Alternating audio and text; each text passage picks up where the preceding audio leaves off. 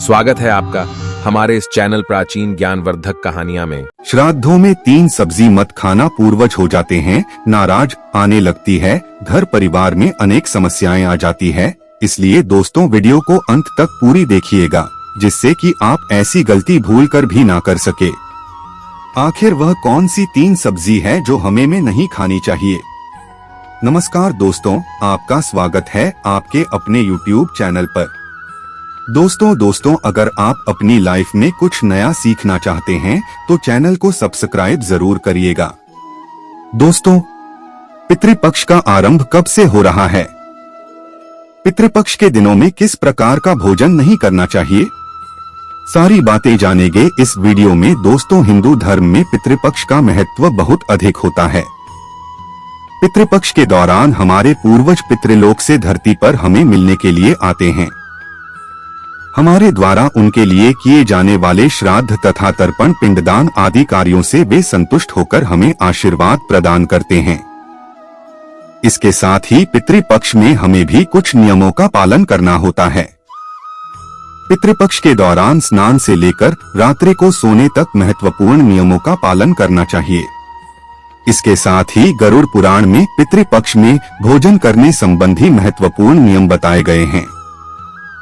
इन दिनों में मनुष्य को किन चीजों का सेवन नहीं करना चाहिए, भोजन करते समय अपना मुख किस दिशा में रखना चाहिए और किस दिशा में नहीं रखना चाहिए। साथ ही पितृपक्ष में स्नान करने के नियम भी बताए हैं। प्रत्येक मनुष्य को पितृपक्ष में इन नियमों का पालन अवश्य करना चाहिए। इससे मनुष्य को पितृदेव का आशीर्वाद प्राप्त होता है और उनके जीवन में सुख समृद्धि आती है। प्रतिवर्ष पितृपक्ष भाद्रपद मास के शुक्ल पक्ष की पूर्णिमा तिथि से प्रारंभ होते हैं और आश्विन मास की अमावस्या को इनकी समाप्ति होती है। इसे सर्वपितृ अमावस्या कहा जाता है। पितृपक्ष के दिनों में मनुष्य को पितरों की संतुष्टि के लिए श्राद्ध कर्म तथा दान धर्म करने चाहिए। श्री कृष्ण जी कहते हैं, जिसमें मनुष्य को उसके पितरों का आशीर्वाद प्राप्त होता है, उसके कुल का गौरव सदैव ही बढ़ता है। ऐसा मनुष्य कभी दरिद्र नहीं रहता है। इस साल पितृपक्ष 29 सितंबर शुक्रवार के दिन प्रारंभ हो रहा है और 14 अक्टूबर के दिन पितृपक्ष का समापन होगा। पितृपक्ष 16 दिनों तक चलते हैं। इस दौरान मनुष्य को पितरों की संतुष्टि के लिए उपाय अवश्य करने चाहिए। चलिए अब जानते हैं कि पितृपक्ष 2023 पूर्णिमा तिथि 29 सितंबर 2023 यदि आपके पूर्वजों की मृत्यु पूर्णिमा तिथि के दिन हुई है तो उनका श्राद्ध पितृपक्ष के भाद्रपद शुक्ल की पूर्णिमा को करना चाहिए। इस पूर्णिमा को शास्त्रों में पृष्ठपति पूर्णिमा के नाम से जाना जाता है। इस दिन पितरों का श्राद्ध करने से पितृदेव अत्यंत प्रसन्न होते हैं। पहला श्राद्ध 30 सितंबर 2023 यदि आपके पूर्वजों की मृत्यु किसी भी माह के शुक्ल पक्ष अथवा कृष्ण पक्ष की प्रतिपदा तिथि के दिन हुई है तो उनका श्राद्ध इस वर्ष 30 सितंबर के दिन करना चाहिए। यदि नाना नानी के घर में याद करने के लिए कोई नहीं है और मृत्यु की तिथि याद नहीं है तो उनका श्राद्ध भी इसी दिन करना चाहिए। द्वितीय श्राद्ध 1 अक्टूबर 2023 जिन पूर्वज की मृत्यु किसी भी महीने के शुक्ल पक्ष या कृष्ण पक्ष की द्वितीय तिथि को हुई हो, उनका श्राद्ध इस दिन किया जाता है। तीसरा श्राद्ध 2 अक्टूबर 2023 जिनके पूर्वजों की मृत्यु कृष्ण पक्ष या शुक्ल पक्ष की तृतीया तिथि के दिन होती है, उनका श्राद्ध तृतीया तिथि को करने का विधान है। चौथा श्राद्ध 3 अक्टूबर 2023 शुक्ल पक्ष या कृष्ण पक्ष में से चतुर्थी तिथि में जिनके पूर्वजों की मृत्यु हुई है, उनका श्राद्ध पितृपक्ष की चतुर्थी तिथि को किया जाता है। पांचवा श्राद्ध 4 अक्टूबर 2023 यदि आपके पूर्वज की मृत्यु अविवाहित अवस्था में हुई है तो उनका श्राद्ध के दिन किया जाता है। इसके अलावा के दिन जिनकी मृत्यु हुई है उनका भी श्राद्ध 4 अक्टूबर को करना चाहिए।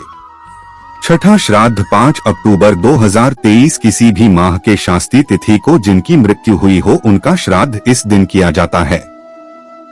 इसे छठ श्राद्ध भी कहा जाता है। सातवां श्राद्ध 6 अक्टूबर 2023 किसी भी माह के शुक्ल पक्ष या कृष्ण पक्ष की सप्तमी तिथि को जिनके पूर्वजों की मृत्यु हुई है तो उनका श्राद्ध पितृपक्ष की इस तिथि को करना चाहिए। 8वां श्राद्ध 7 अक्टूबर 2023। ऐसे पितृ जिनकी मृत्यु पूर्णिमा तिथि पर हुई हो तो उनका श्राद्ध अष्टमी, द्वादशी या पितृमोक्ष अमावस्या पर किया जाता है। 9वीं श्राद्ध 8 अक्टूबर 2023। किसी व्यक्ति को अपनी माता का श्राद्ध उनकी मृत्यु तिथि पर नहीं करना चाहिए। उनका श्राद्ध पितृपक्ष में 9वीं के दिन करना चाहिए। ऐसा माना जाता है कि 9वीं तिथि को माता का श्राद्ध करने से उन्हें मोक्ष की प्राप्ति होती है। इसके यदि किसी स्त्री की मृत्यु तिथि पता नहीं हो तो उनका श्राद्ध भी इसी दिन किया जाता है। 10वीं श्राद्ध 9 अक्टूबर 2023। 10वीं तिथि को जिस व्यक्ति की मृत्यु हुई हो उनका श्राद्ध महालय की तिथि के दिन किया जाता है। एकादशी श्राद्ध 10 अक्टूबर 2023। ऐसे लोग जो संन्यास लिए हुए होते हैं उन पितरों का श्राद्ध एकादशी तिथि को करने की परंपरा है। द्वादशी श्राद्ध 11 अक्टूबर 2023। जिनके पिता और संतान के पश्चात संन्यास लिए हुए होते हैं उनका श्राद्ध पितृपक्ष की द्वादशी तिथि को करना चाहिए, चाहे उनकी मृत्यु किसी भी तिथि को हुई हो। इसीलिए तिथि को सन्यासी श्राद्ध भी कहा जाता है। त्रयोदशी श्राद्ध 12 अक्टूबर 2023। श्राद्ध पक्ष के कृष्ण पक्ष की मयोदशी तिथि को बच्चों का श्राद्ध किया जाता है, अर्थात यदि किसी बालक की मृत्यु हुई हो चाहे किसी भी तिथि में हो उनका श्राद्ध इस तिथि पर करना चाहिए।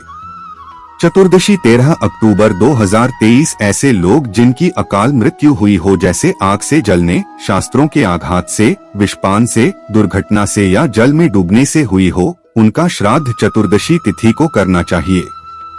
अमावस्या तिथि 14 अक्टूबर 2023। पितृपक्ष के अंतिम दिन सर्वपितृ अमावस्या पर जात और अज्ञात पूर्वजों के श्राद्ध किए जाते हैं। इसे पितृ विसर्जनी अमावस्या कहा जाता है। दोस्तों, पितृ मनुष्य के परिवार का सुरक्षा कवच होते हैं। पितृ शक्ति मनुष्य की हर प्रकार के संकट से रक्षा करती है। यदि घर में पितृ शक्ति का वास हो तो घर में किसी भी प्रकार की दुष्ट आत्मा तथा नकारात्मक शक्तियां प्रवेश नहीं करती हैं।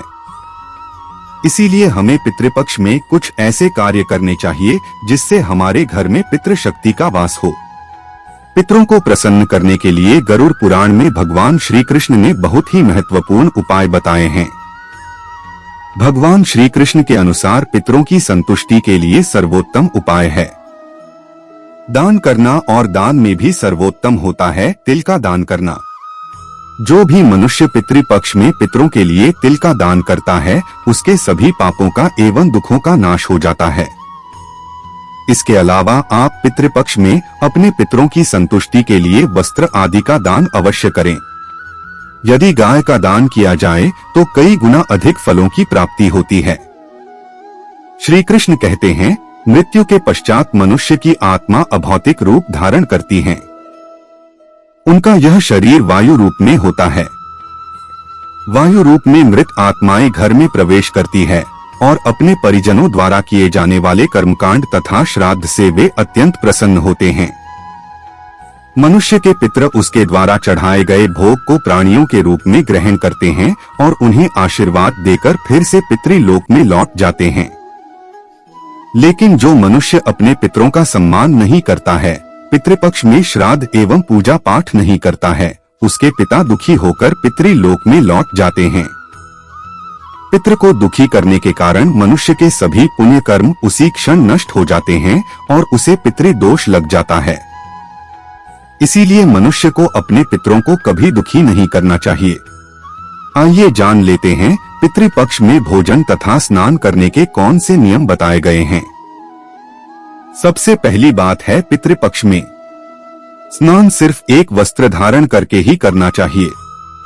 निर्वस्त्र स्नान अशुभ माना गया है। पितृपक्ष स्नान करते समय अपना मुख दक्षिण दिशा की तरफ रखें और पितरों का स्मरण करते हुए स्नान करें। स्नान के पश्चात सूर्य देव को तांबे के पात्र में जल अर्पण करें और पितरों की आत्मा की शांति के लिए सूर्य देव से प्रार्थना करें। पितृपक्ष में स्नान करने के पश्चात ही दान करना चाहिए और दान करते समय पितरों का स्मरण करें। दान करते समय भी अपना मुख दक्षिण दिशा की तरफ रखें। गरुड़ पुराण के अनुसार तांबे के पात्र में तिल का दान करना चाहिए। पितृपक्ष में लोहे की वस्तु का दान करने से पितरों की आत्मा को शांति मिलती है। गरुड़ पुराण के अनुसार पितृपक्ष में कुछ चीजों का सेवन करना अनुचित माना गया है। पितृपक्ष में मांस, मदिरा आदि का सेवन करना वर्जित माना गया है। जब पितृगण अपने प्रियजनों को ऐसे निंदित कर्म करते हुए देखते हैं तो वे बड़े ही दुखी हो जाते हैं। साथ ही पितृपक्ष में लहसुन, प्याज आदि का सेवन भी ना करें। ये तामसिक हैं और इन्हें पितृ को भी अर्पण ना करें। इन पदार्थों से मनुष्य के शरीर में विकार प्रकट होते हैं, वहीं यह पदार्थ पितृ को क्रोध दिलाते हैं। पितृगण इन पदार्थों को स्पर्श भी नहीं कर पाते और इनके निकट भी नहीं आ सकते। इसीलिए भोजन में इन पदार्थों का प्रयोग वर्जित है। पितृपक्ष में भोजन करते समय मनुष्य को अपना मुख दक्षिण दिशा में रखना चाहिए। ध्यान रहे, ये सिर्फ पितृपक्ष में ही करना चाहिए। इस दिशा में भोजन करने पर वह भोजन पितरों को प्राप्त होता है और पितृगण संतुष्ट होते हैं। पितृपक्ष में बासी भोजन को भूल से भी ग्रहण ना करें। श्री कृष्ण के अनुसार जो भोजन सात्विक हो वह पितरों को अत्यंत प्रिय होता है। ऐसा भोजन मनुष्य की आयु बढ़ाने वाला, जीवन को शुद्ध करने वाला तथा बल, बुद्धि और ऐश्वर्य देने वाला होता है। इसमें गाय का दूध सबसे उत्तम माना गया है। रसायुक्त फल भी सात्विक भोजन की श्रेणी में ही आते हैं। दक्षिण दिशा में मुख करके भोजन करते समय पितरों का आवाहन करें और उन्हें नमस्कार करके इस मंत्र का जाप करें, ओम पितृदेव आर्य नमः। ऐसा करने से पितृदेव बहुत ही संतुष्ट होते हैं। पितृपक्ष में बिस्तर पर बैठकर भोजन ग्रहण न करें। भोजन सिर्फ जमीन पर बैठकर ही करें। शास्त्रों के अनुसार पितृपक्ष में चने की दाल और मसूर की दाल खाना वर्जित है। मसूर की दाल का श्राद्ध कर्म में भी प्रयोग ना करें, क्योंकि यह एक नकारात्मक व्यंजन है। इसके साथ ही सरसों के साथ की सब्जी भी खानी नहीं चाहिए। तो इस प्रकार से गरुड़ पुराण में पितृपक्ष में किए जाने वाले महत्वपूर्ण नियम बताए हैं। तो ये थी आज की खास वीडियो। अगर आज की वीडियो आपको पसंद आई हो तो लाइक करके अपने दोस्तों को शेयर जरूर करिएगा और चैनल को सब्सक्राइब करके बाजू वाली बेल आइकन को जरूर दबा दीजिएगा। मिलते हैं अगले वीडियो में। धन्यवाद।